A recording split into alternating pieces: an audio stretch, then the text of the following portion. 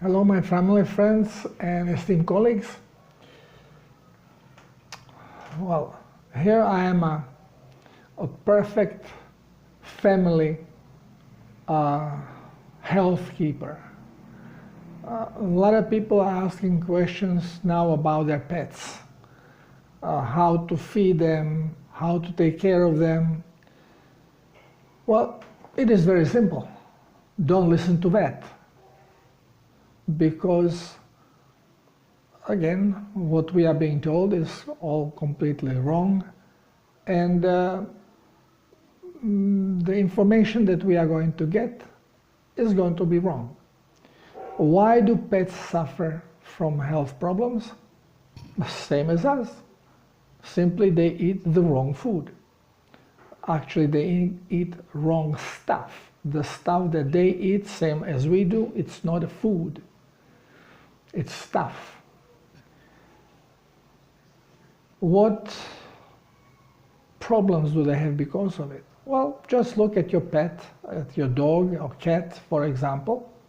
But also we can go in birds. Look at your parrot that can live longer time, so it can show problems as they accumulate. But the most common pets would be the dogs and cats. And what we see? Well, they have problem with teeth. As time goes on, the problems go into hypertension. On cats, we don't really check it, but we can see in a while that there is a problem with their eyes. The eyes build up pressure. This is just because of the bad diet. In male cats, very often obstruction of urethra. But now it is very common in cats to have problem with blood. Basically, they obtain blood cancer. So, but other than this, of course, there are problem with loss of hair, excessive shedding. They can become diabetic. Leukemia is rampant. And same is with the dogs. You have also bad teeth, deterioration of eyesight, cardiac problems, hypertension,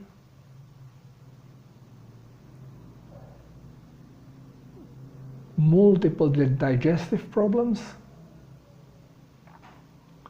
and very often there are specific things that are pinned to particular breeds of dogs, some of them related to bad breeding habits, too close related breeding. But basically, the standard problems, which are usually involve basically teeth, mouth, and painful gestures. Animals have problem of getting up, walking. Again, it's a progressive deterioration, same like with us humans. Instead of getting stronger, they get weaker as they get older. And the reason is food. And we all have the tendency to go to vet and ask, okay, so what food do you recommend? Of course, they recommend the food that they sell. And it was basically the cheaper food is basically based on soy flour, with additives, sugars to make it palatable, and animals get hooked on sugar. They all love to chew the pellets. it's pure carbohydrate. And of course, all the symptoms of poisoning with carbohydrate, they all become glucoholics. Just look at the nature. In the nature, there is no problem with teeth. Unless the animal was hit and had a hunting injury and lost a tooth, there is no problem with teeth. There is no caries going on. There is no inflammation of gums. Nothing is wrong also with vision in nature. Doesn't matter how old is the animal. Animal has no problem to jump up and to run and jump over the fences. No problem whatsoever. Doesn't matter how old it is. Well, with our domestic animals, just look at them. They become obese. Why? Carbohydrate, your veggies, and all the other problems come along with it. Not because they are obese, but it just means that they are being overfed with the wrong food, wrong fuel. So more wrong fuel you push into the body, the more severe results you're going to have. It's as simple as that. So how do we feed our animals? Well, we are being told, keep away from salt. Same what they tell us for our animals. When I was living on sailboat, I had at one point 4 parrots. And whenever I would wash the tray and put it back, I washed it in a sea. I lived on a boat. So I washed it on a sea and just shook it a little bit and put it back, and right away all 4 parrots used to come down and walk on the tray and licking the seawater.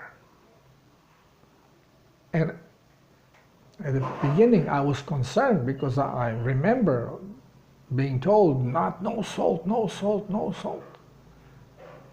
And you can see domestic parrots, for example, if you feed them a lot of crackers, salty crackers, well, what you see, they start having problem with their feathers. But this is one expression, as dogs and cats would have problem with fur. Parrots have problem with feathers. And then their health starts getting bad in general. And it is not because of a salt. It is because of the toxic salt. Purposely being toxic, but it's not only the salt. It is the food. It is giving them starch. We end up feeding them starches. Whenever you give pellet food, it's starch. Now, the better food for dogs had rice, didn't have soy, so it was more expensive. It is a little better, but still it's starch. It's going to create same problems. Of course, now we have a dog dentistry, cat dentistry, business going, and animal suffering. And we are paying for it. So, nobody wants to change anything. Why should the vet tell you what to do when he would not have anything to do after that, because animals would be healthy? Forget anything that vet tells you about health. You want your pet healthy? Just look in nature about your pet that you have. Is it a parrot or some kind of a bird? Is it a cat? Is it a dog? Is it a guinea pig? Whatever animal you have, just look at it at the nature. What is its natural food? And you provide it. Just don't ask the experts.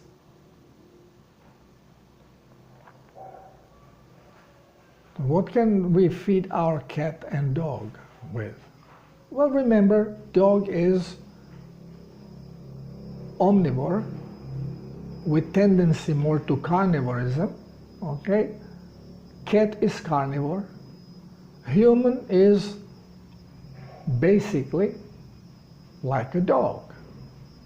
Omnivore, tendency to carnivorism. So they should eat the same as we do. What you cook, what you prepare for yourself, not what you cook, what you prepare for yourself. Of course, if you eat correctly. If you are eating the wrong food and you are giving it to your pets, they are going to develop same problem as you. It's as simple as that. Only they naturally live shorter, so the symptoms are going to be brought faster. And if you eat correctly, so go to the butcher and meat that you're buying for yourself, you can give your cats. You can give them fish, you can give them eggs, you can give them milk, cheese, yogurt. All this is good for them. Fish. And of course, if you have a big dogs, can be quite costly, so you can make a deal with butcher, and butcher can give you scraps. That will include also some organs. Remember, dogs, no animal likes to eat lungs, and very often when you ask for scraps, well, it's loaded with lungs. Dogs don't like it. There's very small nutrition in it. There's almost nothing. So avoid that part. But liver, well, liver is great food. Kidneys, hearts, that's good stuff. Spleen, it's okay. Now, we have been told all kinds of a story. Like, well, if I give my dog a raw meat, is he going to turn into wolf? Of course not. Neither you will turn into Australopithec if you eat raw meat. It will not change your character. Actually, it will better it, because your body will work better. Keep in mind that meat on its own has low caloric value, so it should be mixed with fat. Otherwise, dog will eat too much and not being able even to sustain its own weight. Will be losing weight, will be skinning. You have to put some fat into it. Again, of course, animal fat from the same animal that it's eating. Now, cats are pretty finicky. They can get very easily used to particular food and doesn't want to change it. Especially once when animal is used to these dry foods, dry garbage that we buy at vets and supermarkets because of sugar. They become glucoholic, they like sugar, and it's tough now to switch them to correct diet. Younger you start, the better chance you have. My dog Sailor, when I started my sailing career, Portuguese water dog, he basically was, we were cruising Bahamas.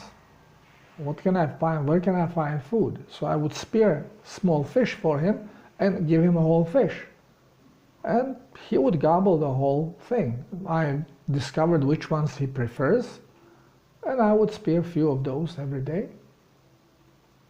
And he was a healthy dog until I came to Croatia and got involved in my brother's business, helping him there a little bit with his tourism, and I did not fish. So I bought what I thought was the best food there that I could find. It was a pedigree food made in Hungary. And all of a sudden my dog started getting seizures. So I took him off the food immediately and started getting him some steaks and some fish, and he recovered within a week or two. So some dog food is straight out poisonous. And of course, dog develops symptoms of disease, goes to vet, and now we go into symptomatic. Oh, well, heartbeat is irregular. Why? Because body is trying to resolve situation in the blood. But we go, no, we gotta normalize the heart. And here we start pumping all kinds of medication, which, yeah, normalizes things and makes the animal toxic. And other things shows up, other problems. So when you want to take care of your animal, just always search, what is this animal doing in nature when it's free to do its thing? Of course, if you have a bear, then don't look at the bear that is scavenging the trash cans.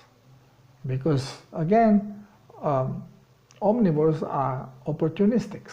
So they eat whatever they can find and easily get hooked on sugars. You know, bear love sugar. So don't feed a bear bread, pasta, rice. They love it, but don't give it to them. Just raw meat and fruits occasionally, not all the time. Same you can do with dog. Just meat, milk, eggs, and occasionally you can give them some fruit.